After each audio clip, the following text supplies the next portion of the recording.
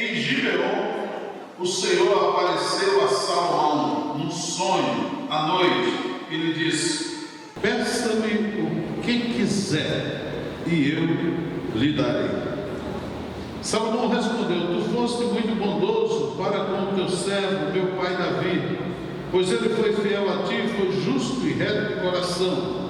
Tu mantiveste de grande bondade para com ele e lhe deste um filho que hoje se assenta no seu trono.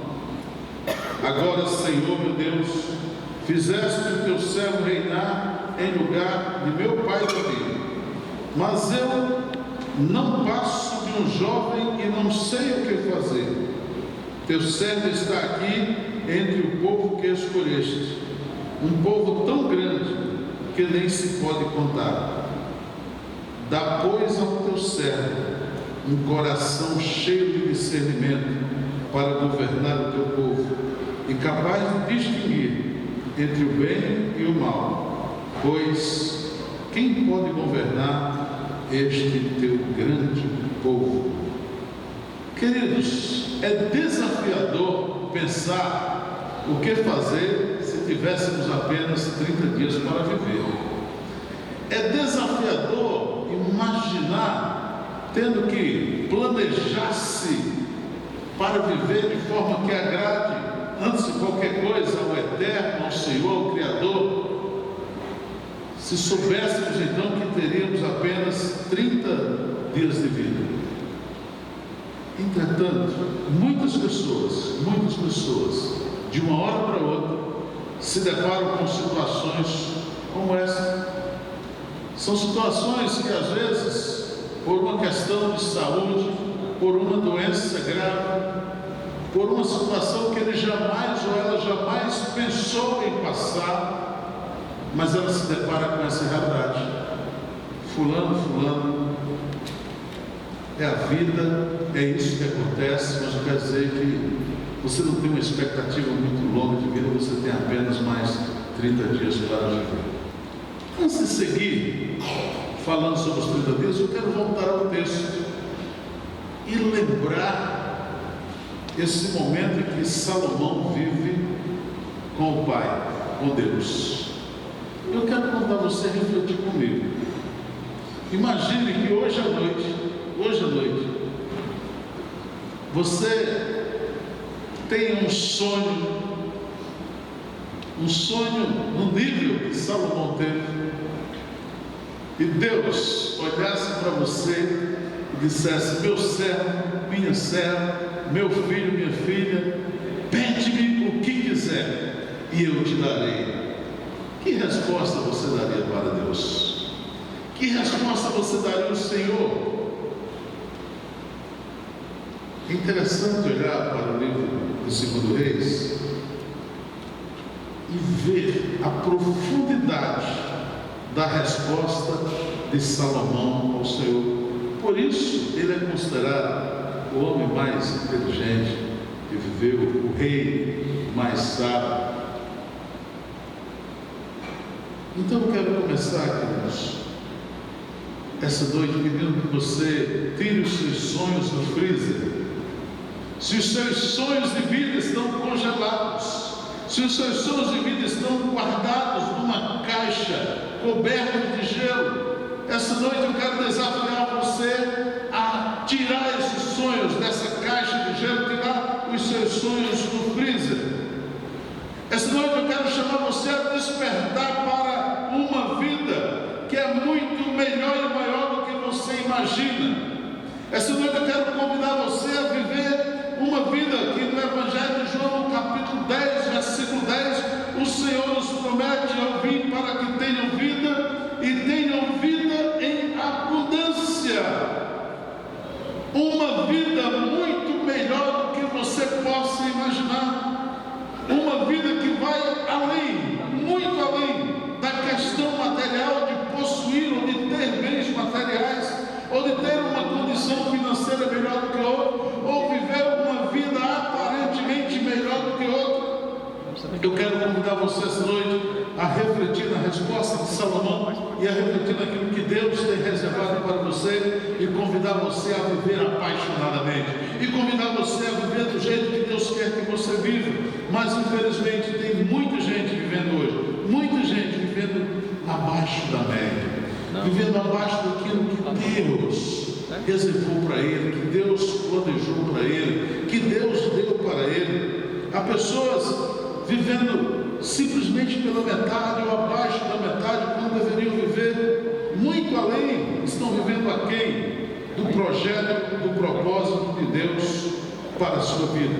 Quero mandar você refletir numa pergunta muito simples. Imagina uma escala de 1 a 10, sendo 1 evidentemente o mais baixo e 10 o mais alto. Que nota você daria hoje para a sua qualidade de vida? Agora, reflita agora comigo. Que nota você daria para a sua qualidade de vida? Pensa isso agora. Agora responda para você mesmo. Você ficou satisfeito com a nota que você se deu? Você ficou satisfeito com a nota de qualidade de vida que você atribuiu a você mesmo? Tem pessoas que vivem como se estivessem numa montanha russa. Ora está aqui, ora está lá embaixo, ora está em cima, ora está lá embaixo. Parece que a vida é um verdadeiro tobogã e a pessoa não para. Vive em oscilações. Mas tem gente que na vida vive exatamente como uma montanha russa. Fazem algumas subidas com até lucidez, com uma clareza, mas de repente despencam na mesma velocidade que a montanha russa despenca. E quando menos espera, está lá embaixo, sem saber o que aconteceu, sem saber por que chegou ali, o que levou você a chegar até ali. Eu quero convidar você esta noite, se você está nessa montanha russa da vida, a refletir sobre alguns pontos importantes que creio eu que lhe ajudarão na vida prática, no seu dia a dia, a melhorar a sua qualidade de vida. Entenda, quando eu digo melhorar a sua qualidade de vida, eu penso em primeiro lugar na sua qualidade de vida com Deus, na sua relação espiritual com o Criador. Pastor, tem dia que eu tenho ânimo para abrir a Bíblia. Tem dia, pastor, que eu tenho aquele desejo de ler a palavra. Mas tem dia, pastor, que eu simplesmente fecho e esqueço. Passo semanas, passo meses sem ler um trecho da palavra de Deus.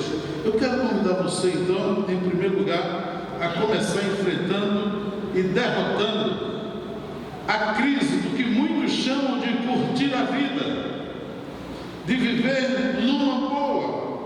E para isso, nós vamos passear em alguns textos da palavra de Deus esta noite.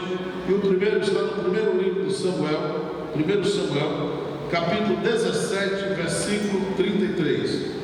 Respondeu Saul: você não tem condições de lutar contra esse filisteu. Você é apenas um rapaz, e ele é um guerreiro desde a mocidade. Queridos, era um momento em que o rei Saul estava tremendo com todo o povo diante do desafio daquele gigante inimigo do povo de Deus. Davi então se apresenta, aquele jovem rapaz, para enfrentar então o gigante Golias. E a resposta do rei é exatamente: você não tem condições de lutar contra este filisteu. Você é apenas um menino pequeno, um rapaz, mas ele é um guerreiro, ele está preparado para a batalha. Quero fazer uma pergunta e quero que você comece a caminhar comigo aqui. O que você está deixando para depois, por sugestões negativas de pessoas que estão ao seu redor? Ali dentro, Davi estava o rei, esse era o homem que tinha o poder naquela época sobre a vida e sobre a morte. E é esse rei que do seu medo, então, dá esse conselho para Davi: deixa isso de lado. Tu está maluco, menino? Tu não tem condições de enfrentar essa situação. Ele é um guerreiro.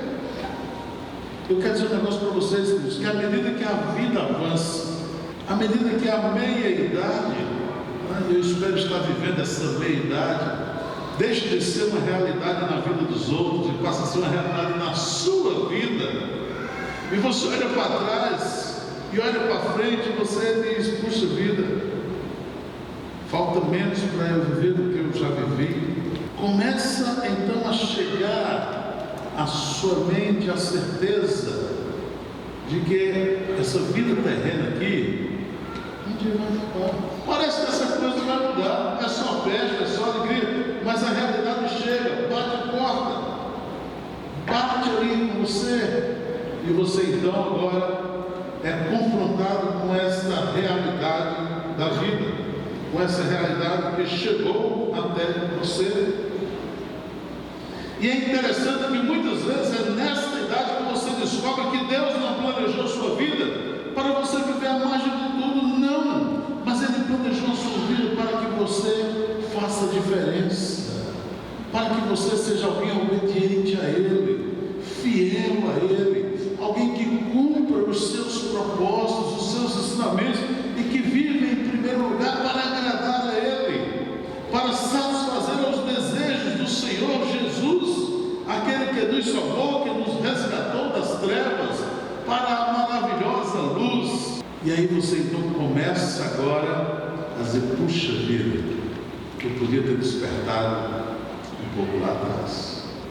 Quando eu me converti e eu cheguei na igreja lá em Caraúbas, encontrei um homem chamado Miguel Ferreira de Lins. Esse homem gerenciava uma beneficiadora de castanha que tinha lá na cidade, e ele foi uma das pessoas que mais me incentivou ao evangelismo, a caminhar com ele na época, andar na cidade, mas várias vezes eu via dizer: por que eu não entreguei minha vida a Jesus mais novo? Por que eu não entreguei minha vida ao Senhor quando eu tinha mais vigor, mais energia? Por que eu não tomei essa decisão ainda na minha adolescência? Por que eu gastei meu tempo com tantas coisas que não valeram a pena? Eu dizia para ele: meu irmão, Miguel, você está no tempo, o Senhor está usando você nesse tempo para você fazer diferença, para o Senhor ir em frente. Mas invariavelmente ele levantava esse questionamento. Era alguém que, pelo que estava vivendo, pela relevância da vida dele naquele momento, ele queria ter experimentado isso há mais tempo. Ele queria ter gozado desse privilégio há mais tempo, porque ele era consciente que Deus não havia planejado a vida dele para que ele ficasse à margem de tudo. Um dia, quando você conheceu a Cristo Jesus, um dia quando você entregou sua vida ao Senhor, um dia quando você confessou a Ele os seus pecados, pediu para Ele libertar você, pediu para Ele dar a você um novo caminhar, uma nova vida. Ele não salvou você, Ele não libertou você para que você se tornasse apenas um membro da Igreja Batista Cidade Jardim, para que você se tornasse um membro da Assembleia de Deus ou de qualquer denominação. Não. Ele salvou você para que você seja um discípulo dele, para que você seja alguém a seguir os passos dele, a viver os ensinamentos dele, a caminhar a caminhada que ele caminhou, a andar falando, pregando, ensinando e vivendo o que ele viveu. Ele salvou você para que você faça a diferença, para que você queira correr risco e para que você aceite desafiar Golias dia após dia. Ele resgatou você para fazer de você um filho, uma filha que seguisse os seus passos, que seguisse o caminho planejado com Ele. E aí, quando eu olho para a vida de Davi, quando eu olho para aquele jovem garoto disposto a enfrentar Golias, desafiando, eu pergunto: o que fez Davi diferente de tantos outros naquela época? Foi uma fé que aos olhos de muitos parecia ser ridícula. Aos olhos de muitos, a fé de Davi parecia ser ridícula. Como um garoto franzino, como diz a palavra de Deus, ia desafiar um guerreiro gigante ainda por cima, que estava todo protegido de armadura, de espada, de escudo. Isso é uma fé louca, uma fé que para muitos parecia ridícula. Para que você viva apaixonadamente essa vida que Deus te deu, eu quero perguntar a você o seguinte: o que é que você está fazendo hoje? O que é que você está vivendo hoje? Que momento na sua vida você está passando que exija fé? Fé, desafios, fé. Que você olha assim e diz: por minhas forças eu não posso, mas confiando no Deus Todo-Poderoso, no Senhor dos Exércitos, nele eu posso. O que é que você está fazendo hoje na sua vida? Os líderes de pequenos grupos multiplicadores da igreja, os anfitriões que têm aberto seus lares para receber os pequenos grupos nas suas casas. Queridos, vida cristã é literalmente sair da zona de conforto. Você quer fazer uma viagem comigo agora? Com os cristãos do primeiro século? Depois da morte de Jesus, depois de Jesus ter ressuscitado, mostrando todo o seu poder, toda a sua glória, mostrando que Ele era Senhor sobre a morte, pois ressuscitou ao terceiro dia, como registra as Escrituras. Vamos lá, a gente pode pensar em alguns aqui. Os seus próprios discípulos, por não negar a fé, morreram decapitados, morreram crucificados, foram jogados na arena do Coliseu Romano para ser devorado por Deus. Estevão, capítulo 6 até o capítulo 9, onde acontece a conversão daquele homem, em que a Bíblia diz que as vestes de Estevão, ao ser apedrejado, foram colocadas, postas aos pés de um homem chamado Saulo, que depois encontra-se com Jesus e tem o seu nome mudado para Paulo, se transforma num grande pregador do Evangelho. Viver a vida cristã é sair literalmente da zona de conforto. Viver a vida cristã, queridos, é ter a coragem de repartir aquilo com o necessitado, aquilo que você tem com o necessitado. Viver a vida cristã é ter a coragem de repartir o seu tempo, falar de tempo. Nesse tempo é algo muito difícil, porque parece que ninguém tem mais tempo, mas é repartir esse tempo para investir na vida do outro, da outra, para compartilhar o amor de Jesus com o outro. Mas sabe o que acontece? As pessoas que tenho conhecido, que vivem essa realidade cristã, eles vivem de forma apaixonada por Jesus, apaixonada pela vida. Eles exalam esse cheiro de vida, eles exalam essa alegria, essa energia, porque o Espírito Santo que habita nele, que está no seu coração, que o impulsiona, que leva então a anunciar esta verdade, ele deixa de ser apenas uma citação das Escrituras para ser uma pessoa divina que vive realmente em seu coração. E quando isso acontece, ele é movido, ele é impulsionado a pregar, a anunciar a tua palavra. A segunda coisa que eu quero dizer para você é que você deve valorizar o seu bem mais precioso. Valorize o seu bem mais precioso. Gente, o apóstolo Paulo conhecia isso como ninguém. Ele diz: agora já não vivo mais eu, mas Cristo vive em mim. Filipenses 4,13 ele diz: eu posso todas as coisas daquele que me fortalece.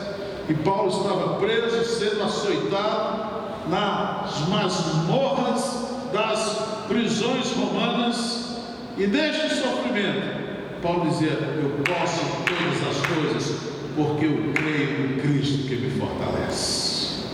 É na dificuldade que Paulo então declara esse amor pelo Senhor e pelo Evangelho. Valorize o seu bem mais precioso. O apóstolo Paulo falando à igreja de Coríntios, no capítulo 6, versículo 1, ele diz: cooperando também com ele, vos exortamos a que não recebais a graça de Deus em vão. Que anunciem essa graça, que falem desse amor, que comuniquem esse amor, porque assim como um dia essa graça lhe alcançou, com certeza, usando a sua vida, usando o seu testemunho, ela alcançará a muitos outros. Ela alcançará a muitos outros. E essa graça é exatamente aquilo que salva o homem. Não é a minha ação, não é a sua ação. Mas Paulo escreveu nos Efésios capítulo 2, versículos 8 e 9, ele diz: pela graça sois salvos por meio da fé. Isso não vem de vós, é dom de Deus, não vem das obras para que ninguém se glorie.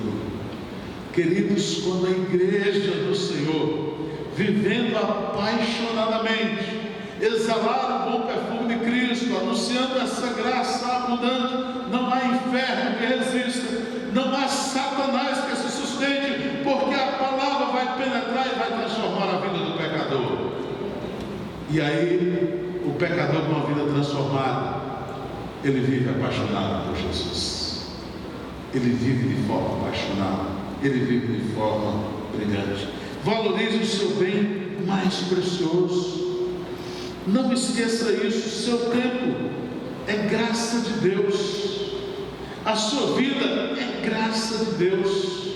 As suas finanças é graça de Deus derramada sobre você, sobre o seu lar, sobre a sua vida. Tudo que você pensar então de bom é graça de Deus. É graça de Deus. Tenha certeza então que você vive conectado à fonte certa. Interessante como hoje em dia algumas pessoas têm se conectado a muitas fontes, tá? Muitas fontes. Por exemplo, você já ouviu algum pregador dizer a seguinte frase: venha para cá, porque o milagre está aqui. Acho que o pregador que pronuncia uma frase dessa, queridos, ele esqueceu a palavra de Deus. Ele esqueceu o que Deus fez por ele.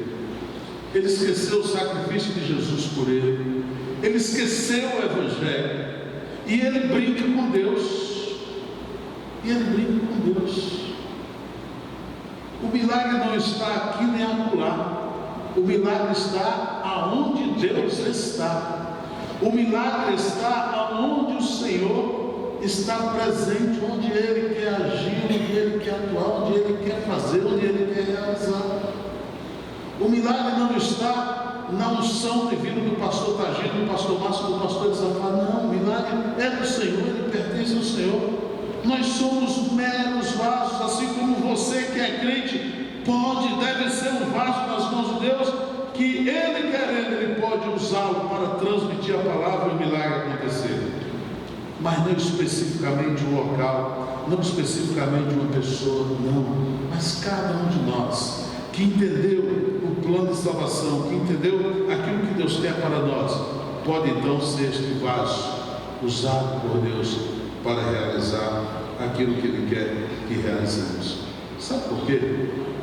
Abra sua Bíblia no Evangelho de João, capítulo 15. Evangelho de João, capítulo 15. Você sabe que no Evangelho de João, Jesus vai se identificar como o pão da vida, como a luz do mundo, tá? Como a porta. Ele vai usar várias figuras de linguagens. E aqui, ele usa a figura da videira. Ele diz o seguinte, a partir do versículo 1: eu sou a videira verdadeira e meu pai é o agricultor.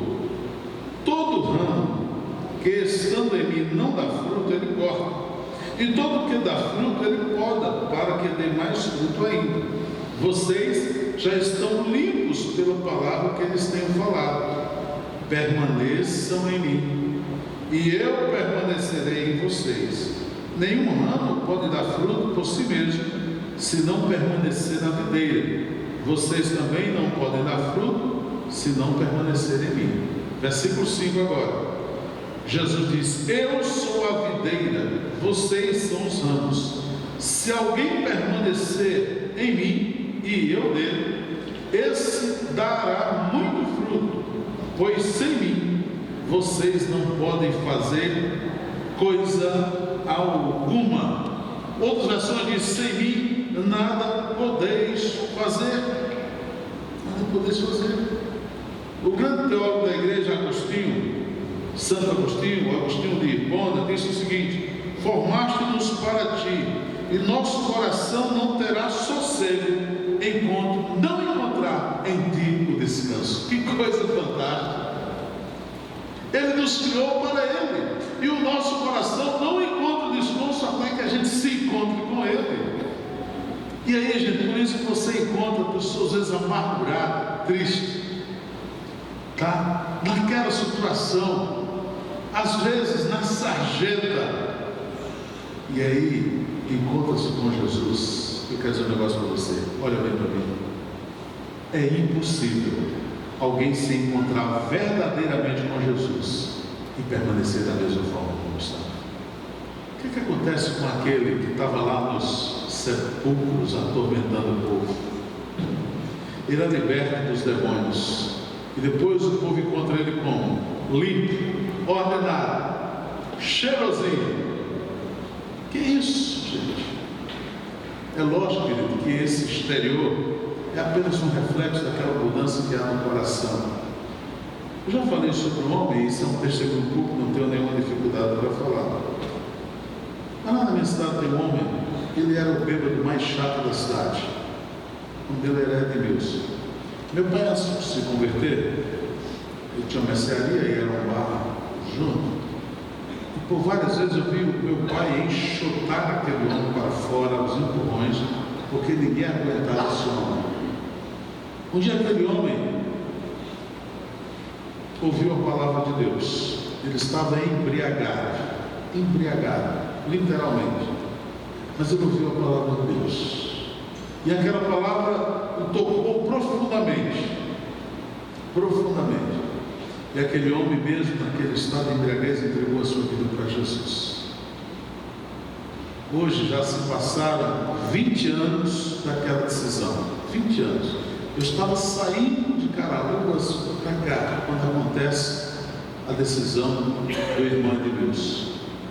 Esse homem hoje é um homem apaixonado pela vida, apaixonado por Jesus, um homem de vida simples, um homem do campo, um homem que recebeu um desses pedaços de terra da reforma agrária, feito pelo governo alguns anos aí atrás, enquanto todos os outros, lá naquela região, ele conhece essa história muito bem, venderam, trocaram, acabaram, ele tem prosperado, e prosperado muito, e feito a sua família prosperar. Sabe por quê? Porque Deus tem poder para mudar a sua vida. Deus tem poder para fazer você que não está vivendo de forma apaixonada, a essa noite começar a viver apaixonadamente, começar a viver de forma feliz, entregando e confiando toda a sua vida ao Senhor. Porque, querido, saiba que você precisa confiar nele, porque você nunca será responsável por produzir frutos, nunca será. O responsável é Jesus. Você é apenas o canal de bênção, você é apenas aquele que Jesus quer usar, aquela que o Senhor quer usar, e aí ele vai então fazer com que o fruto aconteça, e aí vai produzir para a honra e para a glória do seu nome. Uma outra coisa que eu quero convidar você essa noite a fazer é que você deve viver para a grandeza e não para a mediocridade. Pastor, agora deve estar endoidando. Eu sou uma pessoa pobre, eu sou uma pessoa muito humilde, eu sou de família humilde, tá? Ele veio falar em viver para a grandeza. Sim, eu quero desafiar a viver para a grandeza e não ser medíocre. Sabe o que me aconteceu há um tempo desse? Eu faço parte de um grupo no Facebook alguém vai fazer assim, viu, pastor Márcio, meu Deus do céu. Mas tem alguns colegas que terminaram o ginásio, ninguém mais nem sabe o que é isso, né? Terminaram o ensino colegial comigo lá na minha cidade. E Quando eu olho para alguns que estão ali, a minha vontade é de chorar, mas eu tenho orado por eles. Às vezes eu sinto assim com eles, eu digo, fulano, tá? Que naquela época, quando eu olho para a vida deles, eram assim, pessoas com uma condição financeira muito maior do que a nossa. Eu tenho alguns conterrâneos aqui, sabe disso. Meu pai era um bodegueiro lá em Caraúbas. Tá? O primeiro carro que meu pai possuiu foi um Corcel 2. Muito tempo depois que eu, pela graça de Deus, tinha entrado na Caixa Econômica, já tinha começado a caminhar ali, então a gente comprou e presenteou a ele. A minha origem é uma origem muito humilde. Meu pai, antes de ter essa bodeguinha, e quando eu nasci, morava no campo, na zona rural. Tá? Meu pai era meieiro. Você sabe o que é ser meieiro? Era o cara plantar na terra dos outros, tudo que ele produzia, metade era dele, a metade era dos outros. E olho para algumas pessoas ali que brincavam, né? Algumas pessoas que até na minha adolescência, quando eu tive o infortúnio de começar a beber muito cedo, eu tomava cachaça porque eu tinha medo do outro. Os caras já tomavam isso. Não sabe o que aconteceu? Na caminhada de vida deles, eles decidiram ou tomaram o rumo de viver para a mediocridade. E um dia, esse evangelho, essa graça de Deus me alcançou. E quando ela me alcançou, um novo horizonte se abriu na minha frente. Eu olhava para a Bíblia e eu lia a Bíblia, e eu me debruçava na Bíblia, eu tinha uma sede tremenda da palavra de Deus, e cada coisa que eu lia na Bíblia, eu olhava e dizia: esse Deus é poderoso para agir na minha vida, esse Deus é poderoso para transformar a minha história. Eu sou um crente de primeira geração, não tinha ninguém crente na minha família, ninguém conhecia a palavra de Deus, eram a sua grande maioria católicos nominais, que às vezes uma vez por mês, cada 2 vezes, iam à igreja. E Deus pegou essa semente e plantou lá no meio da família, e pouco a pouco então, esse cheiro do Evangelho, esse cheiro de Cristo, foi lá, atinge uma irmã, atinge depois os meus pais, depois atinge a outra irmã, e depois atinge primos e tios, e o Evangelho começa aí. E sabe o que acontece, gente? Sem nenhuma expectativa de ter uma vida financeira boa, sem nenhuma expectativa de viver regaladamente, eu era, pode ter certeza, se não o gordo mais feliz, mas um dos gordos mais felizes que eu conheci depois que aceitei a Jesus. E eu me tornei um apaixonado por essa palavra, um apaixonado. Fiz uma carreira fora do Evangelho, construí algumas coisas, mas o meu coração me trazia de volta para o Evangelho. Mas o meu coração dizia: esse lugar não é aí. Mas o meu coração puxava-me para a palavra de Deus, até que eu me rendi. Sabe o que aconteceu quando eu me rendi? Me tornei mais feliz ainda. E um dia desses, eu conversava com um irmão aqui da igreja, um irmão muito querido. Ele dizia: pastor, esse negócio de ser crente às vezes é coisa de doido. Porque eu olho para o senhor, para a sua esposa, o senhor podia estar lá no seu trabalho, terminar o expediente, vocês irem desfrutar de um tempo de lazer, e o senhor estava aconselhando ele. E o senhor está, ao invés disso, gastando tempo comigo. Ele usou essa expressão: um sem futuro. O senhor está aqui gastando tempo com meu irmão, você não é um sem futuro, não. Você é um servo de Jesus que está na dificuldade, e eu quero caminhar com você enquanto você precisar. E glória a Deus por isso. Sabe o que ele emendou? Ele disse: aí tem outro doido na igreja. Eu disse: ele disse: o pastor Márcio. O homem foi para a reserva agora, trabalhou 30 anos na aeronáutica, oficial, saiu de lá, ao invés de viajar com a esposa, vem se meter com o senhor aqui dentro, para cuidar de gente também. Eu disse: glória a Deus que eu não estou só. Glória a Deus por isso.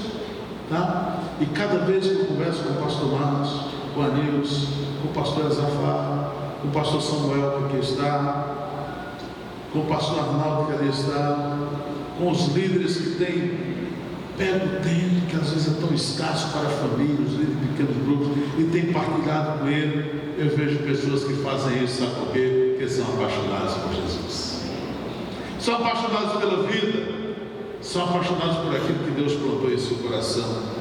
Mas para isso, queridos, para a gente caminhar aí para a conclusão, precisamos tirar a sujeira da pista. Precisamos tirar as sujeiras que muitas vezes surgem como obstáculo e atrapalham esta caminhada, e atrapalham isso. E a primeira coisa é o conceito da palavra de Deus. E aí não tem nenhum livro tão bom de conselho na Bíblia como o livro de Provérbios. Vamos lá, capítulo 28. Quem esconde os seus pecados não prospera. Eu vou repetir, essa tradução é boa.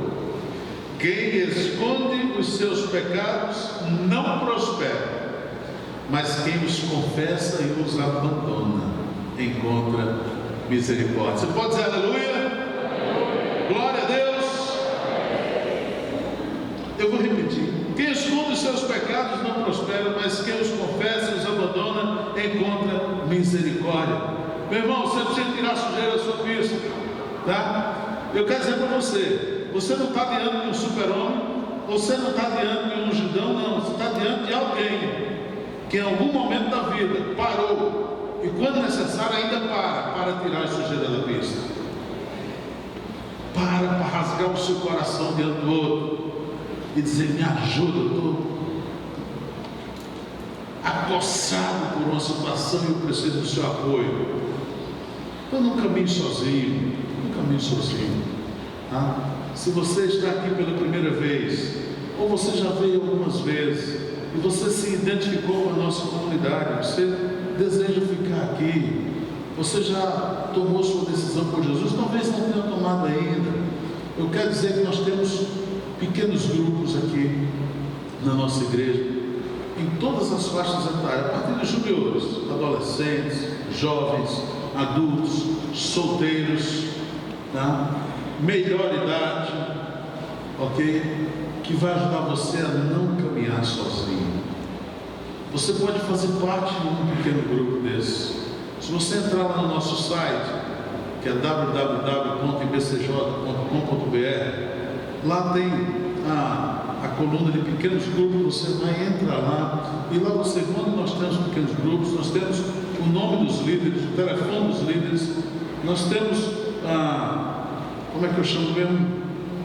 A questão da afinidade, que diz se o grupo tem crianças, o perfil, obrigado, o perfil de cada grupo está lá, tá? Faça parte disso. Não queira caminhar isolado. Eu dou graças a Deus que Deus tem me dado amigos, pastores aqui na igreja, com que a gente possa partilhar das nossas dificuldades, tá? Olha aqui para mim.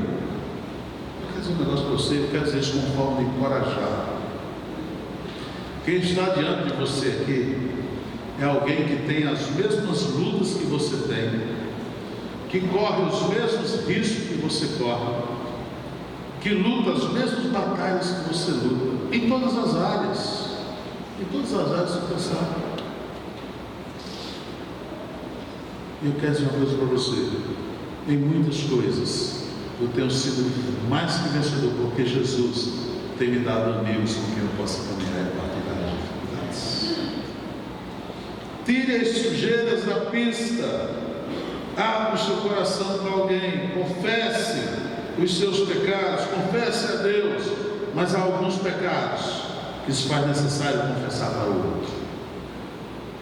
Alguns se resolvem com Deus, mas outro, não.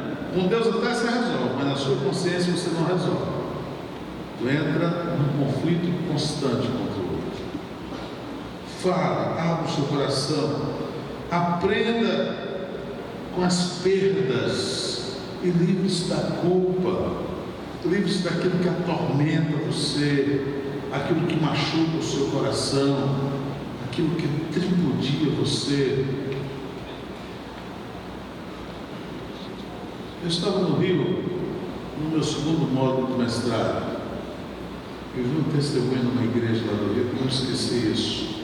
Uma jovem trabalhava numa clínica odontológica. Havia 4 anos que ela tinha saído da clínica odontológica. 4 anos. E ela, onde estava lá, havia se apropriado de um equipamento de um valor significativo. Ela estava numa dificuldade financeira, tinha mais de um equipamento daquele, e literalmente ela roubou aquele equipamento. O médico sentiu falta, perguntou a ela, ela disse que não viu, disse que não sabia, e ela vendeu aquilo 4 anos depois. Ela tomou a decisão no seu coração de procurar aquele médico, e ela estava testemunhando disso, para pagar o que ela havia subtraído, porque aquilo a martirizava durante 4 anos. 4 anos, machucava o coração, 4 anos machucava o coração. Talvez você não tenha roubado nada, mas talvez um dia você tenha dito uma palavra que você sabe que feriu o coração de alguém, que machucou. É alguém que você ama, que você gosta, mas você ainda não teve a coragem de ir lá e pedir perdão. Ou talvez seja o inverso.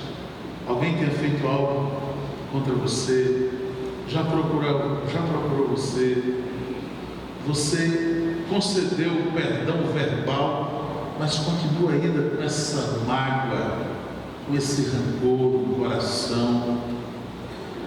Eu quero convidar você essa noite a entregar tudo isso nas mãos do Senhor Jesus, para que você possa então viver uma vida abundante, para que você possa viver apaixonadamente. Esse é o desafio dessa noite, que você viva apaixonadamente. Então, para isso, encontre e não abra mão do seu sonho, querido. Não abra mão do seu sonho. Viva esse sonho, viva intensamente isso. Paulo escrevendo aos Efésios capítulo 3, versículo 20, diz: aquele que é poderoso para fazer tudo, muito mais abundantemente, além daquilo que pedimos ou pensamos, segundo o seu poder que atua em nós. Sabe que por maior que seja o seu sonho, ele será sempre menor do que o Senhor pode proporcionar para você, do que o Senhor pode lhe dar, do que o Senhor pode então trazer até você, porque Ele é grande, Ele é abundante, Ele é o Senhor Todo-Poderoso.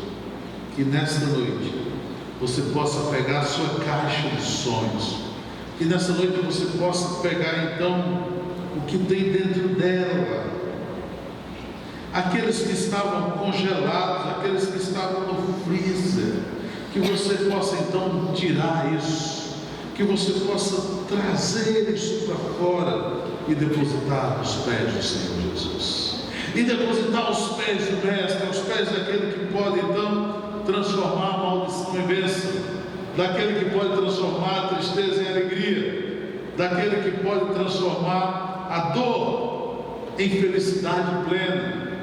E você então vai viver de forma apaixonada para a honra e glória do Senhor Jesus.